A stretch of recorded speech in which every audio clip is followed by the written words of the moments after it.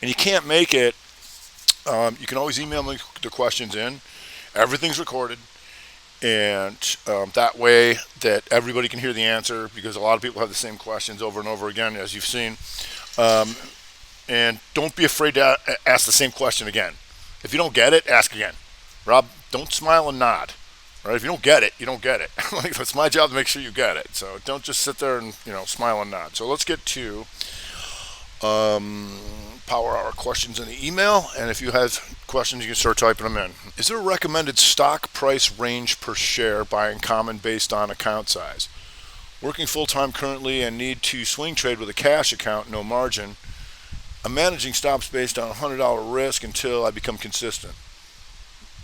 I'm good with that. It's a manager. What it comes down to is, are you able to gauge your magnitude? Because one of the things that we know is how to gauge magnitude based on the threes, compound threes, and all that kind of stuff. Most traders will say, I bought it at 100 and my stop's at 99 and I've got an offer out at 103. My risk reward is 3 to 1. Wrong answer. Right? Why would it go there? Right? And so the consistency is going to come on understanding how to gauge that magnitude. Right? And saying, well, if I'm right, it's going up there. If I'm wrong, I'm out. Right? Here's where I'm wrong. And that's one of the most important parts of the strat, is that we can gauge magnitude. Most can't do that. We can. Right? So gauging your magnitude would be the most important part of that. Watching the vids, make sure you're watching everything I'm talking about, right? Because probability can go up when we have simultaneous breaks. And that's like on the weeklies when we start on a Monday. Is everything a two down? No. We had a lot of inside days in the energies, and we had retail two ups. Right? Now if that had changed, right, then we're gonna get hammered, right? And so we'll see what comes of that tomorrow.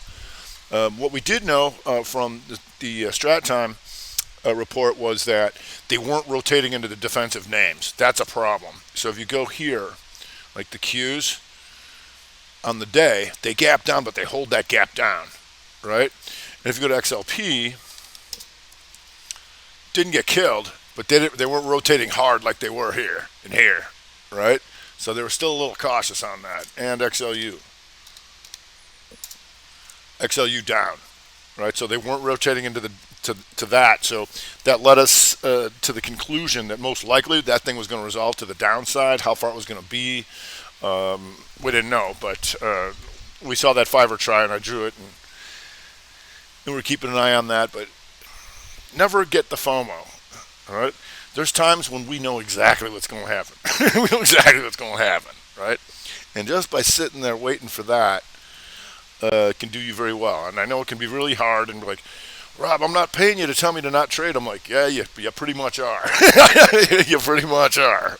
Otherwise, go it alone. But especially on a Monday, common mistake, especially desperate traders, they pour through charts. I'm going to make some money. And they come in with their best ideas on Monday, and I'm like, no. Your best ideas come on Tuesday, just so you know. Just